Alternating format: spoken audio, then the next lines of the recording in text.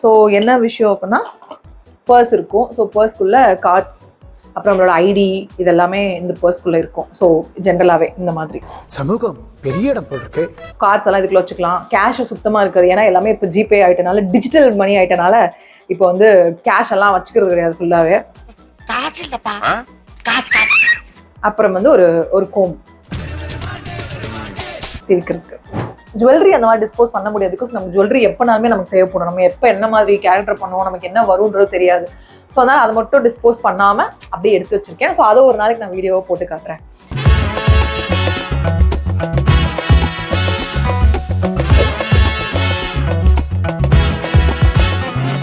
பயங்கர costly bag உள்ள இருக்கிறது எல்லாமே காஸ்ட்லியஸ்ட் ப்ராடக்ட்ஸ். அந்த மாதிரி ஒன்று கூட நான் கேரி பண்ண மாட்டேன். அது நமக்கு நல்லாவே எல்லாருக்குமே நல்லா தெரியும். ஜென்ரலாக கேர்ள்ஸ்க்கு அப்படின்னா சில விஷயங்கள் வந்து வெளியில போகணும் அப்படின்னா மேண்டட்ரியா ஒரு சில பேசிக்கான விஷயம் இருக்குல்ல. ஸோ அந்த மாதிரி ப்ராடக்ட்ஸ் மட்டும்தான், அந்த மாதிரி விஷயங்கள் மட்டும்தான் ஹேண்ட்பேக்ல வச்சிருப்பேன். ரொம்ப பயங்கரமா எல்லாத்தையும் தூக்கி ஹேண்ட்பேக்ல போட்டு அமுக்கி அப்படிலாம் கொண்டு போற ஆள்லாம் கிடையவே கிடையாது. இதுவே நான் ஒரு வேற வழி இல்லாம தான் தூக்கிட்டு போறேன். இதுக்குள்ள வைக்கிற பொருள் வேற எல்லாத்தையும் தூக்கி டம்ப் பண்ணிலாம் தூக்கிட்டு போக முடியாது அப்படின்ற காரணத்தினால ஸோ சும்மா ஒரு 10 ப்ராடக்ட் மட்டும் காட்டுறேன். அதுக்கு மேல ஒன்றும் பெருசா சொல்றது கிடையாது. Welcome to great Grigalan magic show. So என்ன விஷயம் அப்படின்னா பர்ஸ் இருக்கும். ஸோ பர்ஸ்க்குள்ள கார்ட்ஸ் அப்புறம் நம்மளோட ஐடி இதெல்லாமே இந்த பர்ஸ்க்குள்ள இருக்கும். ஸோ ஜென்ரலாகவே இந்த மாதிரி சமூகம் பெரிய இடம் போட்டிருக்கு. கார்ட்ஸ் எல்லாம் இதுக்குள்ள வச்சுக்கலாம். கேஷ் சுத்தமாக இருக்குது. ஏன்னா எல்லாமே இப்போ ஜிபே ஆகிட்டனால டிஜிட்டல் மணி ஆகிட்டனால இப்போ வந்து கேஷ் எல்லாம் வச்சுக்கிறது கிடையாது ஃபுல்லாகவே. அதுக்கப்புறம் வந்து ஒரு பெர்ஃப்யூம் இருக்கும். எனக்கு வந்து ரொம்ப பிடிச்ச ஒரு பெர்ஃப்யூம் ஒன்று வச்சுருப்பேன். குட்டியாக வச்சுருப்பேன். எங்கேயாவது போனால் நமக்கு தேவைப்படல அப்படின்னு சொல்லிட்டு. ஸோ அதுக்கப்புறம் வந்து ஒரு சன்ஸ்க்ரீன் இருக்கும். ஜென்ரலாகவே நம்ம வெளியில் போகிறோம், எங்கேயாவது ஷூட் பண்ண போகிறோம் வெயிலில் அப்படின்னா சன்ஸ்க்ரீன் போகிறோம்னு சொல்கிறாங்கல்ல. ஸோ அதுக்காக ஒரு சன்ஸ்க்ரீன் இருக்கும். அதுக்கப்புறம் நான் நிறைய வாட்டி சொல்லியிருக்கேன். இதுக்கு முன்னாடி இருக்க வீடியோஸில் கூட நான் நிறைய சொல்லியிருப்பேன்.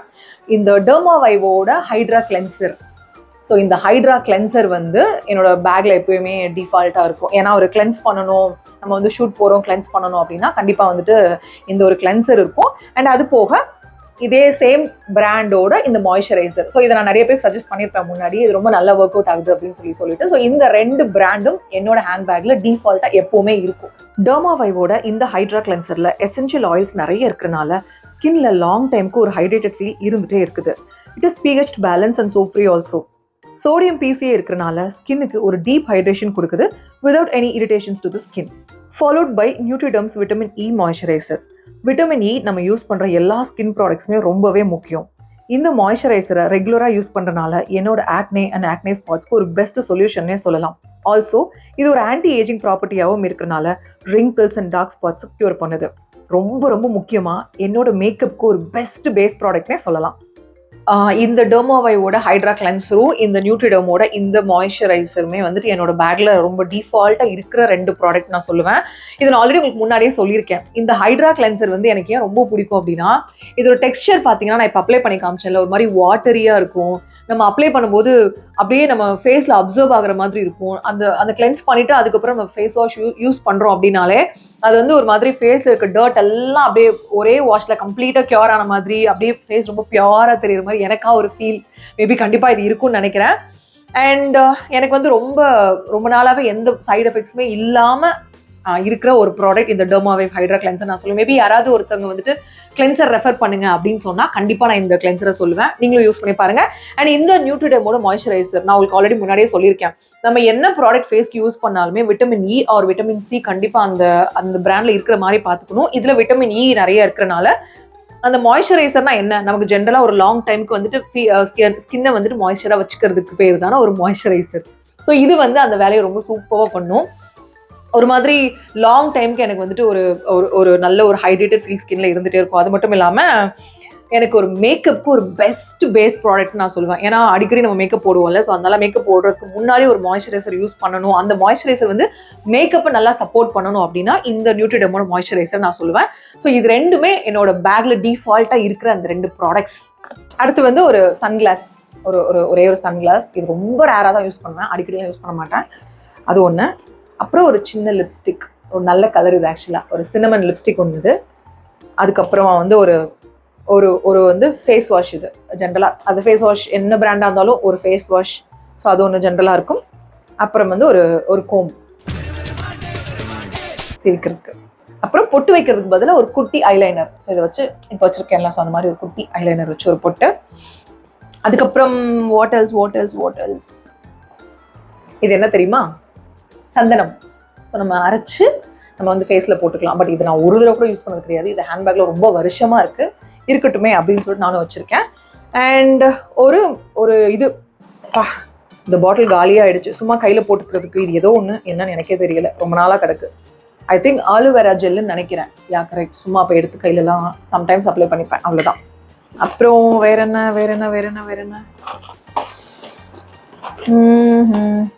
ஒருவேளை எங்கேயாச்சும் நம்ம வந்துட்டு மேக்கப் ப்ராடக்ட்ஸ்லாம் எதுவுமே எடுத்துகிட்டு போகல, பட் சடனாக ஒரு ஷூட் பண்ணணும், இல்லை சின்னதாக ஒரு வீடியோ அப்பியரன்ஸ் பண்ணணும், அந்த டைமில் நமக்கு வந்துட்டு ஒன்றுமே இல்லை அப்படின்னா செயல்பட முடியாம செக்கி சீரழிச்சு சின்ன பின்ன வாங்கி செருப்படி வாங்குற நிலை வரும்போது வரும் அந்த நேரத்துல இத கபாரு திறந்துவாரு, இது உனக்கு கை கொடுக்கும் அப்பா.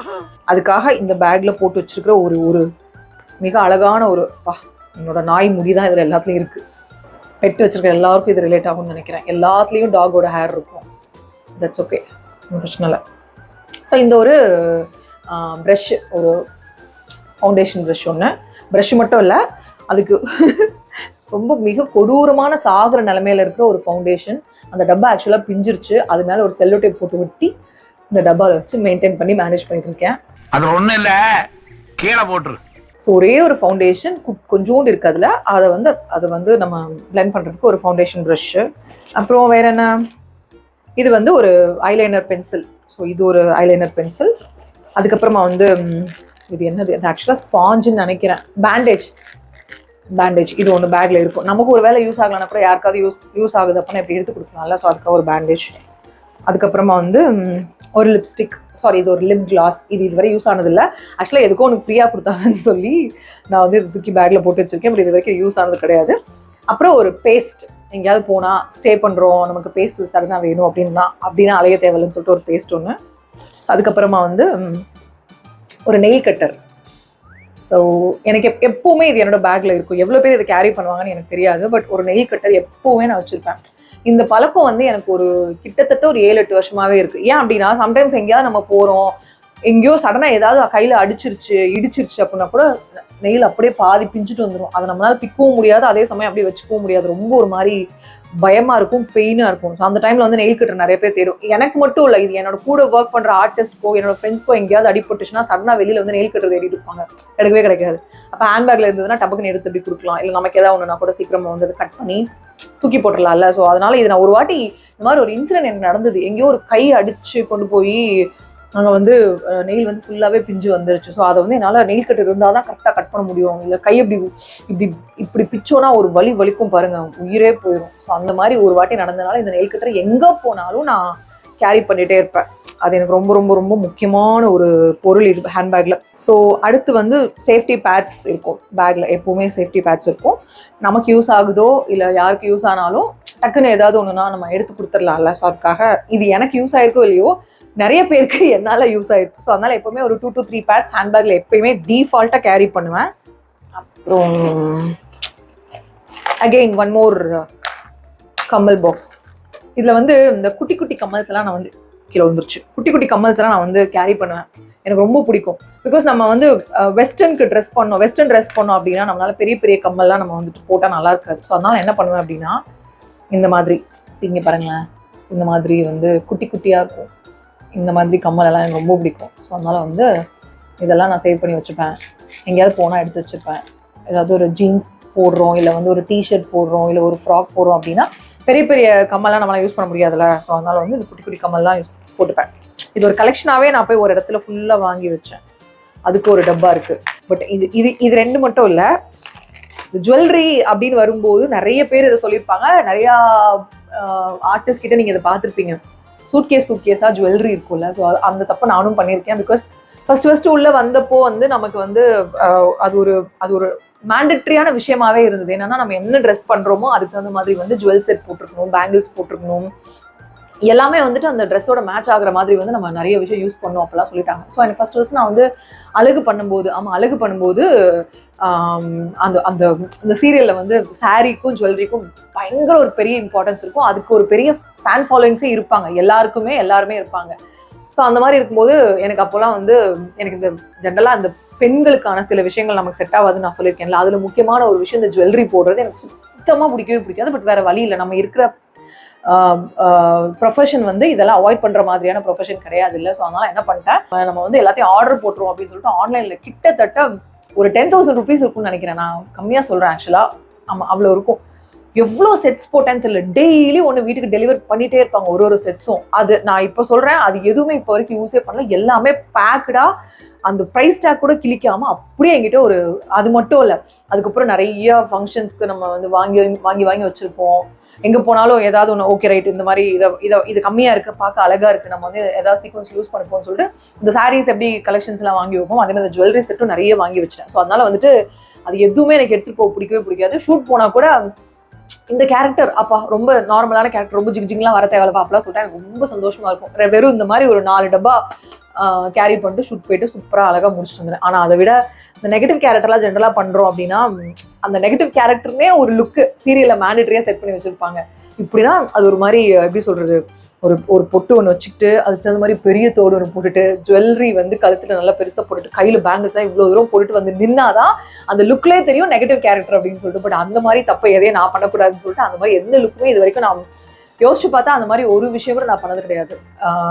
எப்படி சொல்றது, ரொம்ப சட்டிலா எந்த அளவுக்கு நம்ம போய் ஒரு சீன்ல ப்ரெசென்ட் பண்ண முடியுமோ அந்த அளவுக்கு தான் நான் ட்ரை பண்ணிருக்கேன். Unless and until it is marriage or some occasional function அந்த மாதிரி ஏதாவது இருக்கு அப்படின்னா மட்டும்தான் ரொம்ப கிராண்டா ரெடியாகி போறதெல்லாம். மற்றபடி வந்து இந்த சும்மா ஒரு சீன்னாலே போய் நிற்கும் போதே ஒரு ஜுவல்லரியோட தான் போய் நிற்கணும் அப்படின்ற கான்செப்ட்லாம் நான் இதுவரை ஃபாலோ பண்ணதே கிடையாது. ஸோ எனக்கு செட்டும் ஆகாது, எனக்கு பிடிக்கவும் பிடிக்காது. அதனால வந்து எதுக்கும் இருக்கட்டுமே அப்படின்னு சொல்லிட்டு ஒரு 2-3 சூட்கேஸ் ஃபுல்லா ஆக்சுவலா சொல்லப்போனா நான் அதை ஒரு நாள் ஒரு வீடியோவா போடுறேன். அதை எப்படி தெரியுமா வீடியோவா போடணும், இந்த ஃப்ளோர்ல ஃபுல்லா வரிசை அரேஞ்ச் பண்ணிட்டு அதுக்கப்புறமா கேமரா செட் பண்ணி உட்காந்து ஒரு வீடியோவா காட்டணும். ஸோ அதுக்கே எனக்கு எப்படி ஒரு 1/2 hour தேவைப்படும் நினைக்கிறேன் ஒரு ஃபுல் வீடியோ ஷூட் பண்றதுக்கு. ஸோ அதனால அது வந்து செப்பரேட் வீடியோவா போடுறேன்.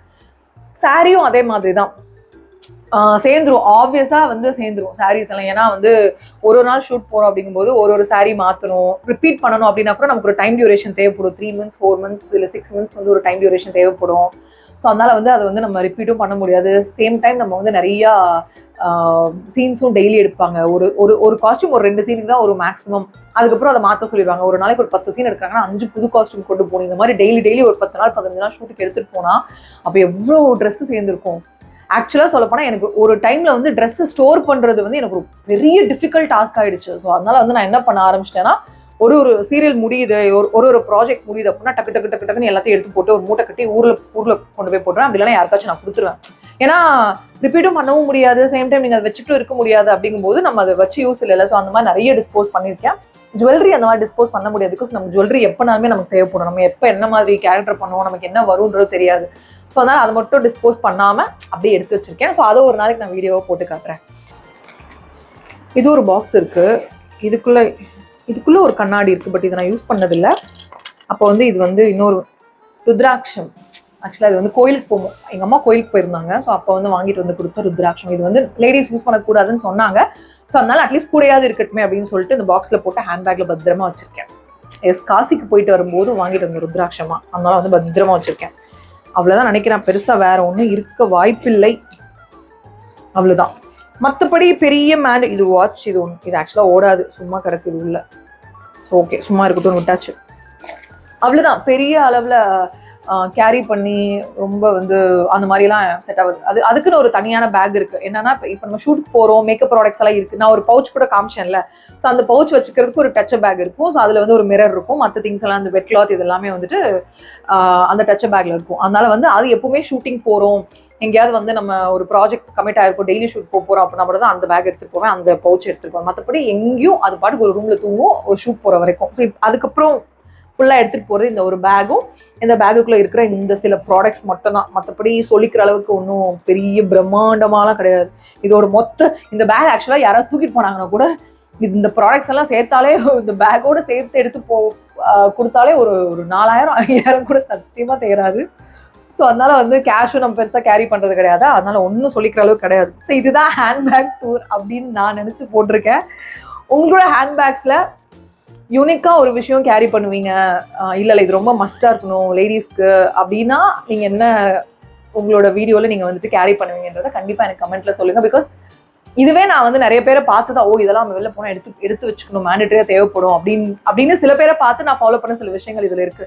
இந்த சீப்பு, ப்ரஷ், பேஸ்ட் எல்லாம் வந்து நான் ஃபர்ஸ்ட்லாம் கேரி பண்ண மாட்டேன். ஆனா இப்போலாம் வந்து அதை வச்சுக்கிறேன். சரி, எங்கேயோ போறோம், சடனா ஸ்டே பண்றோம், அப்போ போய் ப்ரஷ், பேஸ்ட் எல்லாம் வாங்கிட்டு இருக்க முடியாதுல்ல, அதுக்காக ப்ரஷ் பண்ணாம இருக்க முடியாது. அதனால அந்த விஷயங்கள்லாம் கொஞ்சம் இப்போ அதெல்லாம் நான் மாத்திட்டு எடுத்து வச்சிருக்கேன்.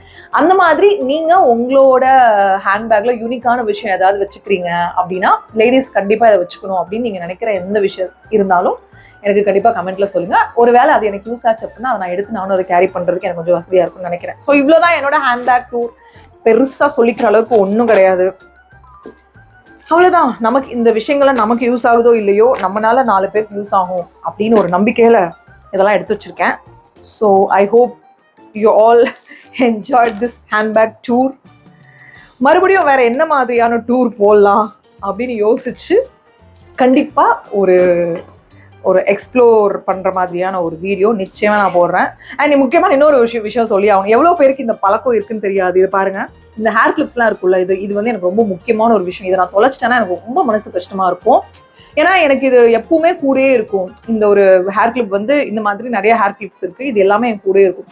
அதை எங்கேயா வச்சா மிஸ் ஆயிரும்னு சொல்லிட்டு இது வந்து இந்த மாதிரி ஹேண்ட்பேக்கோட அந்த இதுல மாட்டி வச்சுப்பேன். அப்போ வந்து இது தொலையாது, நம்ம வேறுமா டக்குன்னு எடுத்து நம்ம கிளிக் பண்ணிக்கலாம் அப்படின்னு. இது எவ்வளவு பேருக்கு இந்த பழக்கம் இருக்குன்னு தெரியாது. பட் எனக்கு இந்த பழக்கம் ஒரு காலத்துல என்ன பண்ணுவேன்னா, இந்த இது ஃபுல்லாவே கிளிப்ஸா போட்டு வச்சிருப்பேன். இப்பதான் ஏதோ ஒரு கிளிப்போட கம்மியா இருக்கு. இது ஒரு பெரிய யூனிக்கான பழக்கம் என்கிட்ட இருக்கிறது. இந்த மாதிரி உங்களுக்கு யாருக்கெல்லாம் என்னென்ன பழக்கம் இருக்கு, என்னென்ன விஷயங்கள்லாம் நீங்க கேரி பண்றீங்க அப்படின்றத எனக்கும் கொஞ்சம் சொல்லுங்க, கமெண்ட்ல சொல்லுங்க. மேபி எனக்கு அது யூஸா இருந்துச்சு அப்படின்னா கண்டிப்பா நானும் ஃபாலோ பண்றேன். இதே மாதிரி இன்னொரு சூப்பரான ஏதாவது ஒரு டூர் வீடியோ யூஸ்ஃபுல்லா போட முடிஞ்சது அப்படின்னா கண்டிப்பா நான் ட்ரை பண்றேன். Okay, see you, bye.